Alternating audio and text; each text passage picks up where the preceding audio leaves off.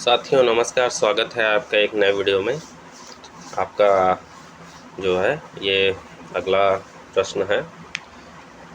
अगर आप कोई प्रश्न पूछना चाहते हैं या आप चाहते हैं कि आप कोई प्रश्न दीजिए, मैं उस पर भी उत्तर लिख के आपको अपलोड कर दूंगा। आप उसको देख सकते हैं। आपके मन में और कोई क्वेरी है तो आप पूछ सकते हैं। अगर आप मुझसे बात करना चाहते हैं तो मुझे इंस्टाग्राम पे मैसेज कर सकते हैं या जो है मुझे टेलीग्राम पे भी मैसेज कर सकते हैं।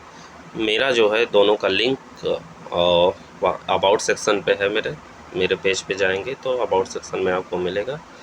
ठीक है, तो आज का हमारा प्रश्न जो है ज्योग्राफी का है। ज्योग्राफी में आज ज्वालामुखी उद्गार के बारे में पूछा गया है। प्रश्न है कि ज्वालामुखी उद्गार की प्रवृत्ति तथा विकसित आकृतियों के आधार पर ज्वालामुखियों का वर्गीकरण प्रस्तुत कीजिए। ठीक है, तो सबसे पहले भूमिका लिखेंगे। ठीक है, भूमिका है कि ज्वालामुखी प्रायः एक छिद्र अथवा खुला भाग होता है जिससे होकर पृथ्वी के अत्यंत तप्त भाग से गैस, तरल लावा, जल, चट्टानों के टुकड़ों आदि से युक्त गर्म पदार्थ पृथ्वी के धरातल पर प्रकट होता है। ज्वालामुखी उद्गार से निर्मित स्थलाकृतियाँ उद्गार की प्रवृत्ति तथा विस्तृत पदार्थों के प्रकार पर निर्भर करती है। ठीक है,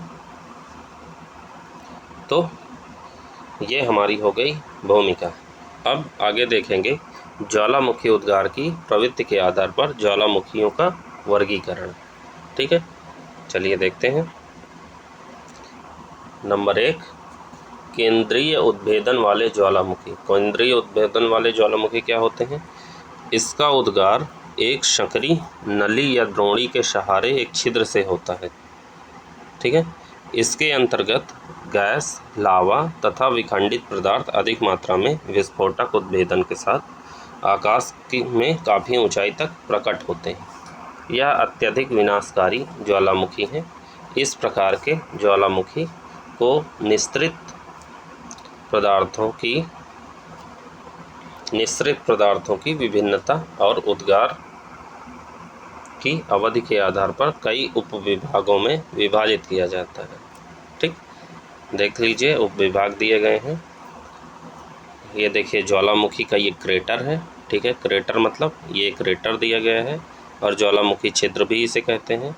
यह ज्वालामुखी शंकु है। ठीक है, शंकु के आकार का है। और ये ज्वालामुखी पाइप है जहाँ से गैसें, ठोस पदार्थ और लावा निकलता है। ठीक है, तो कौन कौन सी उपविभाग है ज्वालामुखी के? हवाईयन प्रकार के ज्वालामुखी। नंबर 2, स्ट्रोम्बोली प्रकार के ज्वालामुखी। नंबर 3, वल्केनो तुल्य ज्वालामुखी। ठीक है, नंबर 4, विसुवियस प्रकार के ज्वालामुखी। नंबर 5, पिलियन प्रकार के ज्वालामुखी। ठीक है, ये सभी विस्फोटकता के बढ़ते क्रम में है। ठीक है, किसके में? विस्फोटकता के बढ़ते क्रम में। आगे बढ़ेंगे। नंबर दो कौन से होते हैं? दरारी उद्भेदन वाले ज्वालामुखी। हमने नंबर 1 क्या देखा था? हमने नंबर 1 देखा था केंद्रीय उद्भेदन वाले ज्वालामुखी। नंबर 2 दरारी उद्भेदन वाले ज्वालामुखी। अब ये क्या है कि जब लावा के साथ गैस और जलवाष्प की मात्रा कम होती है तो धरातल पर दरार पड़ जाने के कारण लावा शांत रूप में प्रवाहित होकर धरातल के ऊपर जमा हो जाता है। इससे लावा पठारों का निर्माण होता है, जैसे भारत के दक्कन का पठार। ठीक है, आकृतियों के आधार पर ज्वालामुखी का वर्गीकरण निम्नलिखित है। क्या? नंबर 1, सील्ड ज्वालामुखी। यह सभी ज्वालामुखियों में से सबसे विशाल है। हवाई द्वीप के ज्वालामुखी इसके उदाहरण हैं। ठीक है, ये ज्वालामुखी मुख्यतः बेसाल्ट से निर्मित होते हैं। किससे? बेसाल्ट से। तथा यह कम विस्फोटक हैं। कौन से? सील्ड ज्वालामुखी के बारे में ये बात हो रही है। आगे बढ़ेंगे। नंबर 2, मिश्रित ज्वालामुखी। ये क्या है कि इसमें सील्ड ज्वालामुखी की अपेक्षा अधिक गाढ़ा और चिपचिपा लावा निकलता है। ठीक है, तथा यह अधिक विस्फोटक होता है। इसका निर्माण विभिन्न प्रकार के ज्वालामुखी पदार्थों के क्रमिक रूप से एक के ऊपर एक जमा होने से होता है। ठीक है, ये मिश्रित ज्वालामुखी है। आगे नंबर 3 सिंडर ज्वालामुखी। सिंडर ज्वालामुखी क्या है?